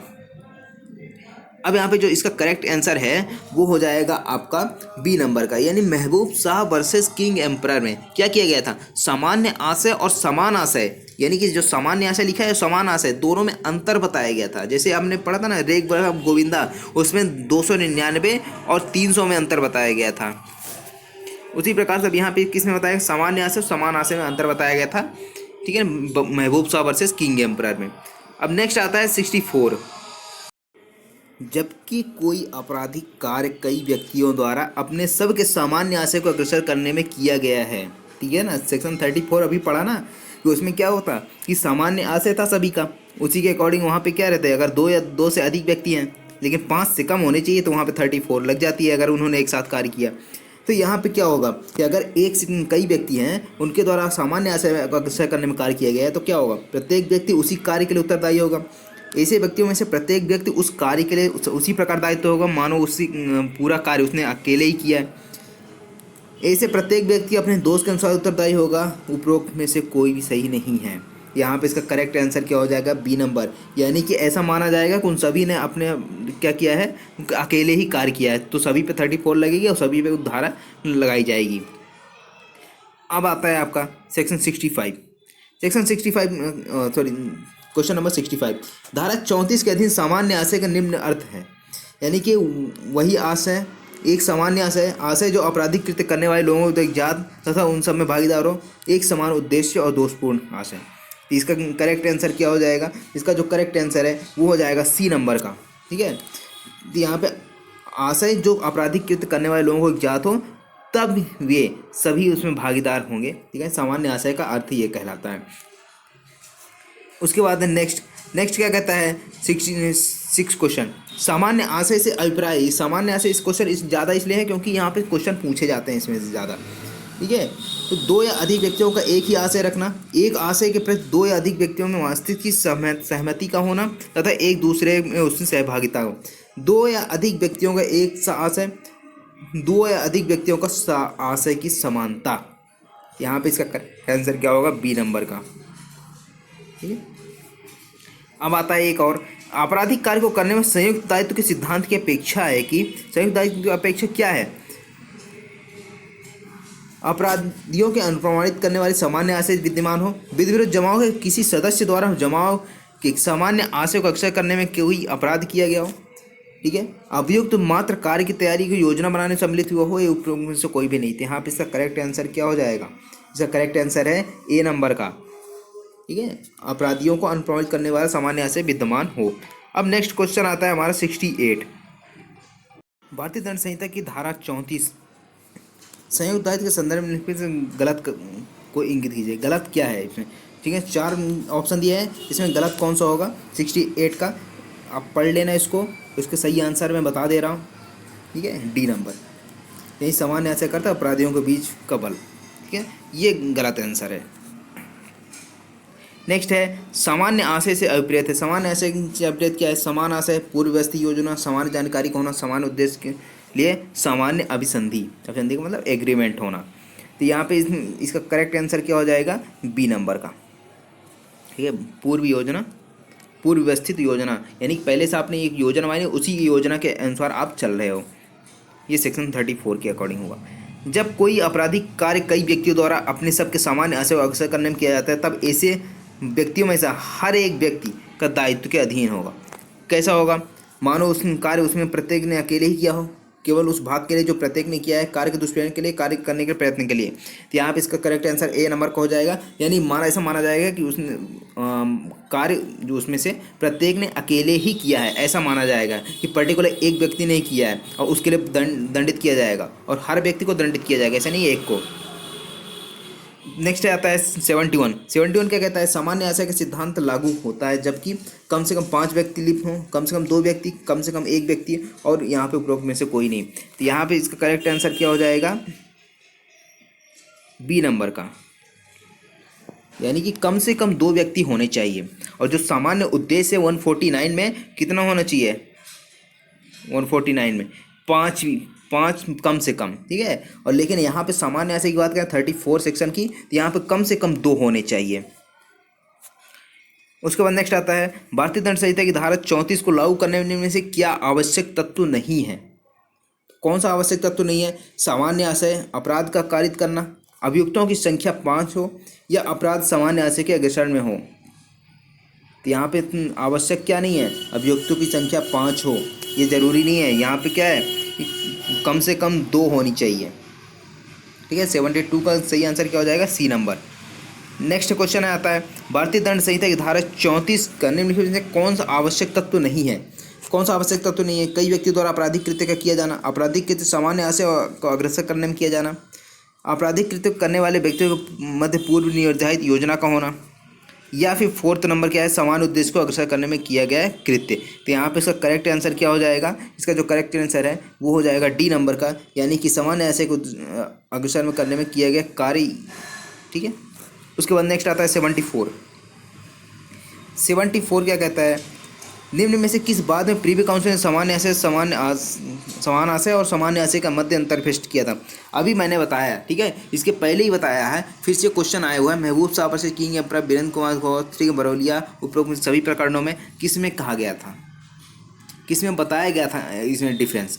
तो यहाँ पे 74 का क्या हो जाएगा? सही आंसर ए नंबर का, यानी कि महबूब शाह वर्सेस किंग एम्परर के केस में सामान्य आशय और समान आशय, सामान्य और समान दोनों में अंतर बताया गया था।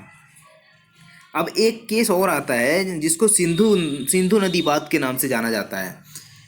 वो कौन सा केस है जिसको सिंधु नदी वाद के नाम से जाना जाता है? महबूब शाह का, वीरेंद्र कुमार घोष, स्वर्ण सिंह, या दुख मोचन पांडे? कौन सा केस था? इसका करेक्ट आंसर क्या होगा? आपको पता है तो कमेंट बॉक्स में कमेंट करिए, या फिर इसका सही आंसर मैं बता देता हूँ। महबूब शाह का बात को क्या क्या आता है? सिंधु नदी वाद के नाम से जाना जाता है। इसको आप अपने नोट्स में जरूर मेंशन करिएगा। उसके बाद 76 आते हैं। 76 क्या कहती है? भारतीय दंड संहिता की धारा 34 को स्थापित करने के लिए क्या होना चाहिए? सामान्य उद्देश्य सिद्ध किया जाता है लेकिन प्रत्यक्ष कृत्य नहीं। सामान्य उद्देश्य और प्रत्यक्ष कृत्य दोनों ही सिद्ध किए जाते हैं, कोई सामान्य उद्देश्य नहीं लेकिन प्रत्यक्ष कृत्य सिद्ध किया जाता है। उपरोक्त सभी यहाँ पे सही आंसर क्या होगा? यहाँ पे सही आंसर आपने बात करें तो ए नंबर का एक करेक्ट आंसर हो जाएगा। सामान्य उद्देश्य सिद्ध किया जाता है लेकिन प्रत्यक्ष कृत्य सिद्ध नहीं किया जाता है। आई बात समझ में? अब यहाँ पे आ जाओ नेक्स्ट, ठीक है ना? पता है तो जरूर ध्यान रखना, ठीक है? और कमेंट बॉक्स में कमेंट करना कि कितने सही थे कितने गलत थे, ये भी कमेंट करना है आपको। निम्नलिखित कौन सा भारतीय दंड संहिता की धारा 34 का एक आवश्यक तत्व नहीं है? अब कौन सा तत्व नहीं है आवश्यक, ये पूछा गया है, ठीक है ना? कौन सा तत्व है ये नहीं पूछा गया है, तो कौन सा आवश्यक तत्व नहीं है? कोई आपराधिक कृत्य का किया जाना, आपराधिक कृत्य कई व्यक्तियों द्वारा किया गया है, आपराधिक कृत्य 5 या अधिक व्यक्तियों द्वारा किया गया है, आपराधिक कृत्य सामान्य ऐसे के अग्रचरण में किया गया हो। तो यहाँ पे करेक्ट आंसर क्या होगा? अभी मैंने बताया सी नंबर का इससे करेक्ट आंसर हो जाएगा। आपराधिक कृत्य से 5 से अधिक व्यक्तियों द्वारा किया गया हो, ये गलत है क्योंकि यहाँ पे 2 व्यक्ति कम से कम होने चाहिए। नेक्स्ट क्वेश्चन आता है, सामान्य आशय पर आधारित आपराधिक दायित्व का प्रावधान भारतीय दंड संहिता किस धारा में है? 24, 34, 21, 39। अभी कितने टाइम से 34 बोल रहा हूँ, ठीक है? तो इसका सही आंसर क्या होगा? बी नंबर ही तो होगा, सेक्शन 34 में ही तो बताया गया है। उसके बाद नेक्स्ट आता है, निम्नलिखित में से संयुक्त दायित्व का कौन सा कार्य भारतीय दंड संहिता के अंतर्गत स्वयं में अपराध नहीं है? सामान्य उद्देश्य, सामान्य आशय, दुष्प्रेरण, आपराधिक षड्यंत्र। यहाँ पे इसका करेक्ट आंसर क्या होगा? इसका करेक्ट आंसर है ए नंबर, सामान्य उद्देश्य। इसका सही आंसर क्या होगा? बी नंबर का, ठीक है? सामान्य आशय स्वयं में अपराध नहीं, 34 में कोई अपराध नहीं है, लेकिन सामान्य उद्देश्य में अगर बात की जाए तो अपराध है, दुष्प्रेरण अपराध है, आपराधिक षड्यंत्र अपराध, सभी अपराध है, लेकिन स्वयं में अपराध नहीं है, वो है सेक्शन 34। उसके बाद नेक्स्ट आता है, भारतीय दंड विधान की धारा 34 निर्धारित करती है, क्या निर्धारित करती है? प्रतिष्ठानिक उत्तरदायित्व, संयुक्त उत्तरदायित्व, मूल अपराध या एक स्वतंत्र अपराध। यहाँ पे इसका करेक्ट आंसर क्या हो जाएगा? इसका करेक्ट आंसर है बी नंबर, यानी संयुक्त दायित्व को यहाँ पे निर्धारित करती है। नेक्स्ट क्वेश्चन आता है, भारतीय दंड संहिता की धारा 34 में सामान्य आशय के आधार पर दायित्व का उपबंध किया गया है। अब इन परिस्थितियों पर विचार करना है, ठीक है? अपराध में प्रयुक्त आयुध ए के घर पाया गया। ए ने आपराधिक गिरोह की सहायता करने के लिए स्वेच्छा से आपराधिक आयुध प्राप्त किया था। ए को उसके प्राण लेने की धमकी देकर आपराधिक आयुध प्राप्त करने के लिए विवश किया गया था। आयुध उसके मूल्य की प्राप्ति पर दिया गया था, ठीक है ना, बिकने पे। तो यहाँ पे उपरोक्त में से 34 के संबंध में कौन सा सही स्थिति दर्शाती है? तो कौन सा सही होगा इसमें, ठीक है? तो यहाँ पे आपको ये बताना है, ए नंबर होगा, बी, सी, डी, कौन सा होगा सही? ए नंबर का, ठीक है? 1 और 2, यानी पहला और दूसरा नंबर का। अब आ जाओ नेक्स्ट क्वेश्चन 82 में, ठीक है? 100 के करीब पहुंच ही रहे हैं। भारतीय दंड संहिता की धारा 34 के अंतर्गत निम्न नियम सभी अभियुक्तों को घटना स्थल पर शारीरिक रूप से उपस्थित होना आवश्यक है कि अपवाद के रूप में कौन सा अपराध आता है? शारीरिक उपस्थित होने के लिए अपवाद कौन सा है? मानव शरीर के विरुद्ध, संपत्ति के विरुद्ध, धर्म के विरुद्ध, विवाह के विरुद्ध। यहाँ पे इसका करेक्ट आंसर क्या हो जाएगा? बी नंबर, यानी संपत्ति के विरुद्ध। उसके बाद नेक्स्ट आता है 83, जब किसी व्यक्ति को मृत्यु की धमकी देकर उससे कोई अपराध कराया जाता है, यानी कि मृत्यु की धमकी दी गई और वहाँ पे कोई अपराध कराया गया, तो आपराधिक मना स्थिति है। आपराधिक मना स्थिति नहीं है, कोई अपराध नहीं होता, ना तो कोई आपराधिक मना स्थिति है, ना ही कोई अपराध होता है। यहाँ पे इसका करेक्ट आंसर क्या होगा?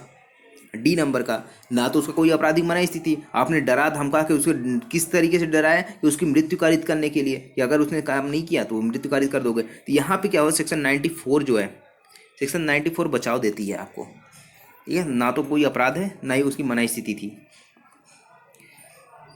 अब आ जाओ सेक्शन 84 में। सेक्शन 84 में एक मैगजीन है, ठीक है? सेक्शन 84 में मैगजीन क्या है? Acts non face it रियम निसी mains seat रिया।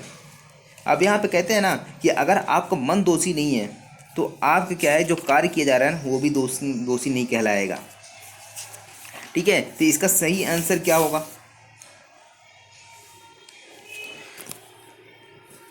अपराध दोषी मस्तिष्क से जुड़ा हुआ है, बिना दोषी मस्तिष्क के कोई अपराध नहीं हो सकता। अपराधी दोषी मस्तिष्क का परिणाम दोषी मस्तिष्क का अपराध अग्रसर करना है। तो यहाँ पे इसका करेक्ट आंसर क्या होगा? इसका जो सही आंसर है वो हो जाएगा आपका बी नंबर का, यानी कि बिना दोषी मस्तिष्क का कोई अपराध नहीं हो सकता है। यानी कि जब तक आपका इंटेंशन नहीं होगा, ठीक है, आपके मन में नहीं आएगा कोई अपराध करने के बारे में, तो यहाँ पे ये नहीं होगा, ठीक है ना। बिना मन, जब तक मन दोषी ना हो तब तक अपराध क्या है, कोई कार्य अपराध नहीं होगा। अब एक चीज़ और आती है कि acts non face it रियम निसी mains seat रिया, ये इम्पोर्टेंट मैक्सिम है, इसको याद कर लो आप, ठीक है ना। तो यहाँ पे आपराधिक विधि का मुख्य सिद्धांत, तो निम्नलिखित में से कौन सा कथन उपरोक्त सिद्धांत को सही ढंग से परिवर्तित करता है, ठीक है। मेंस रिया अपराध का आवश्यक तत्व है और मेंस रिया के बिना कोई अपराध नहीं हो सकता। भारतीय विधि के अंतर्गत आपराधिक दायित्व से मेंस रिया हमेशा अंतर्भित रहता है। अपराध घटित करने के लिए एक्टस रिया मेंस रिया होना चाहिए, अपराध को घटित करने के लिए एक्टस रिया हमेशा आवश्यक नहीं होता है। तो यहाँ पे इसका करेक्ट आंसर क्या हो जाएगा, इसका करेक्ट आंसर है ए नंबर, यानी कि मेंस रिया अपराध का एक आवश्यक तत्व माना जाता है कि जब तक आपके पास मेंस रिया नहीं होगा तब तक आप अपराध कर ही नहीं सकते हो, ठीक है। तो मेंस रिया के बिना कोई भी अपराध नहीं होगा।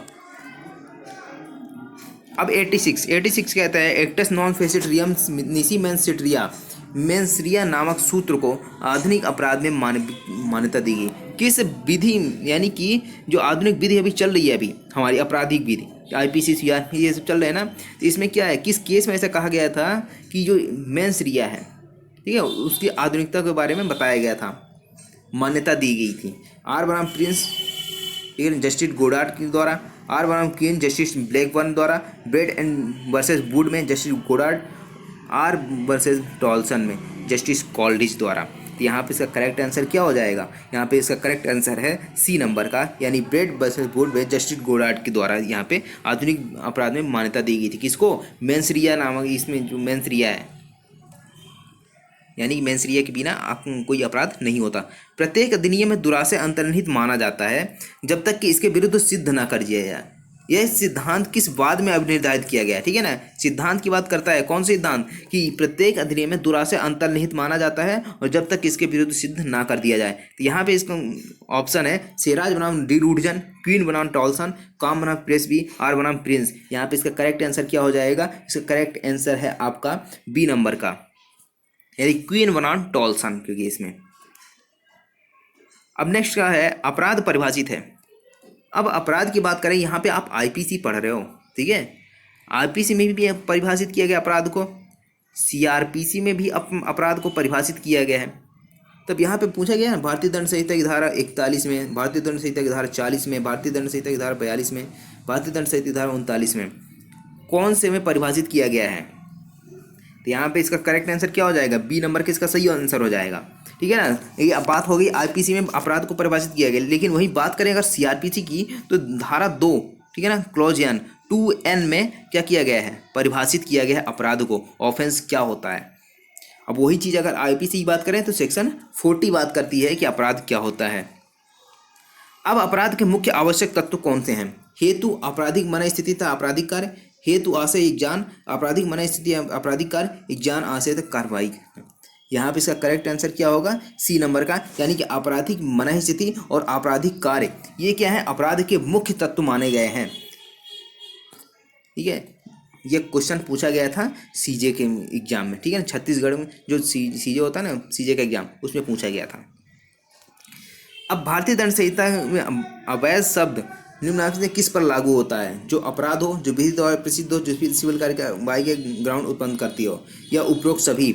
अब यहाँ पे अवैध शब्द को हमारे IPC में कहाँ पे परिभाषित किया गया है, तो जो हमारा IPC है भारतीय दंड संहिता, उसकी धारा 43 यानी कि 43 में इसको परिभाषित किया गया है अवैध शब्द को। और अवैध शब्द के अंतर्गत क्या आती है, अपराध भी आता है, ऐसा आता है जो विधि द्वारा प्रसिद्ध किया गया वो भी आता है, और सिविल एक्शन के ग्राउंड उत्पन्न करता है, तो वहाँ पे ये भी आता है। तो ये तीनों चीज़ इसमें शामिल है, तो यहाँ पे डी नंबर का इसका ऑप्शन सही हो जाएगा, ठीक है। तो अपराध के अंतर्गत या अवैध नहीं आता, अवैध के अंतर्गत अपराध आता है, ठीक है। तो अवैध जो है वो वाइड लेवल यहाँ बताता है और नैरो लेवल क्या बताता है, अपराध की परिभाषा। अब अपराध की परिभाषा दी गई है भारतीय दंड संहिता धारा 1860 के अध्याय 2 में, ठीक है, दंड प्रक्रिया संहिता की धारा 2N में, भारतीय साक्ष्य अधिनियम की धारा 3 में, ये उपरोक्त में से भारतीय दंड संहिता, सभी भारतीय दंड संहिता में, ठीक है। यहाँ पे इसका सही आंसर क्या होगा कि भारतीय दंड संहिता में क्या किया गया है, ठीक है, इसको परिभाषित किया गया है अपराध को। अब हम बात करें वहीं पे 2N की, तो यहाँ पे CRPC में भी अपराध को परिभाषित किया गया है। अब सद्भाव शब्द परिभाषित किया गया है। सद्भाव यानी गुड फेथ। गुड फेथ में अगर कोई कार्य करते हो तो उसमें बचाव मिलता है, ठीक है। तो गुड फेथ कहाँ बताया गया है? 44 में तो इंजरी का बता दिया गया, क्षति, ठीक है। साथ ही साथ इंचामन की बात करें तो इसमें शपथ की बात करता है, ठीक है ना, ओथ की बात करता है। 52 की बात करें, 52 में क्या बताया गया है? यहाँ पे गुड फेथ बताया गया है। और 52A में बताया गया है संश्रय के बारे में, ठीक है, यानी हार्बरिंग के बारे में, संश्रय अगर किसी को देते हो उसके बारे में। तो यहाँ पे इसका करेक्ट आंसर क्या हो जाएगा? इसका करेक्ट आंसर C हो जाएगा, यानी कि सेक्शन 52 में गुड फेथ यानी सद्भाव को परिभाषित किया गया है।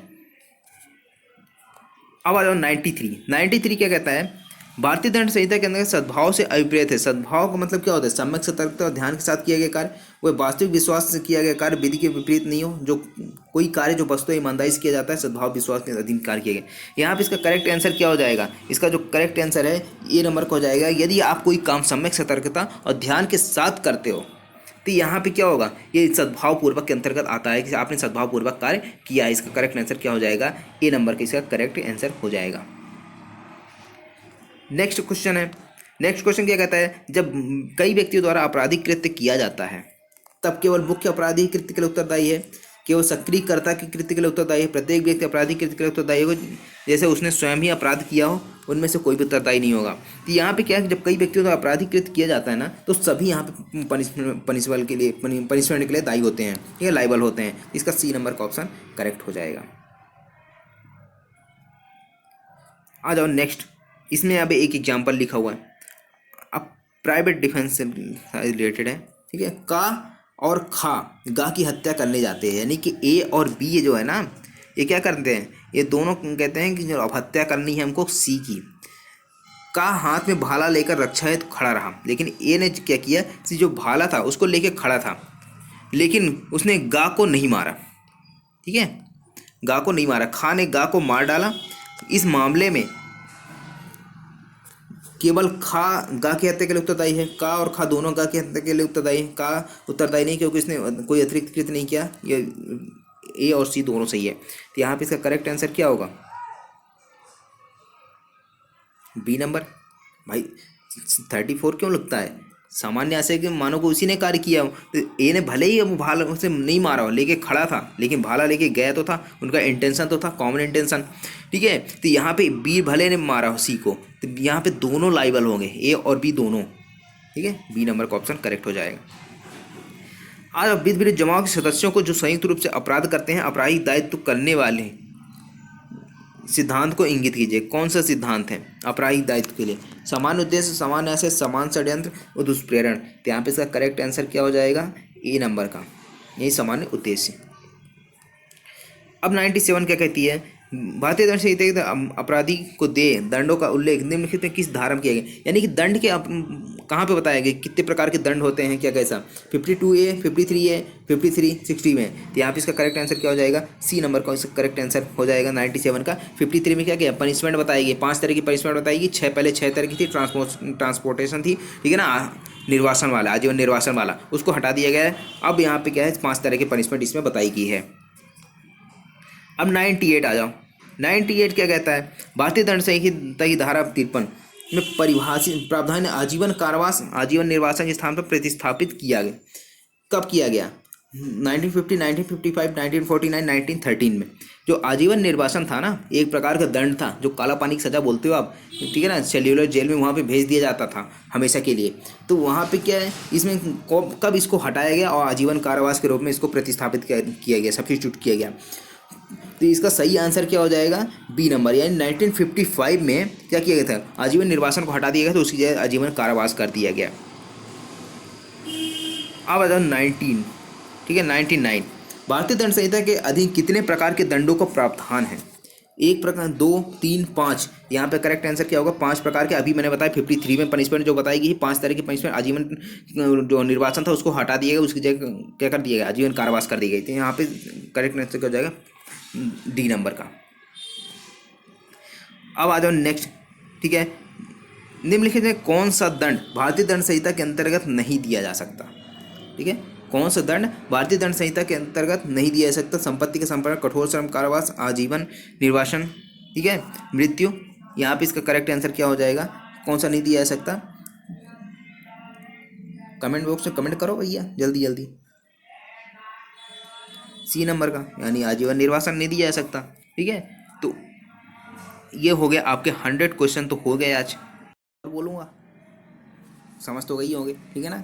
यहाँ पे क्या है कि अब इतने सारे क्वेश्चन करवा रहा हूँ, एक लाइक तो ज़रूर कर देना और सब्सक्राइब जरूर कर लेना मेरे चैनल को। आगे के जो क्वेश्चंस हैं वो अगले सेशन में मैं दूंगा, ठीक है ना। कमेंट बॉक्स में कमेंट करना, अगर चाहिए हो तो मैं आपको क्या करूँगा, इसके आगे के लेक्चर बना दूंगा, आगे वीडियो बना दूंगा, ठीक है। और यदि आपको कोई PDF चाहिए तो इसमें इंस्टाग्राम अकाउंट में मैसेज कर देना, ठीक है। वहाँ पे 199 का इसमें प्राइस है, ठीक है, 199 रखा हुआ है इसका प्राइस। 400 क्वेश्चन हैं, 400 क्वेश्चन हम यहाँ पे सॉल्व करवाने वाले हैं, ठीक है। अब मिलते हैं अगले लेक्चर पे।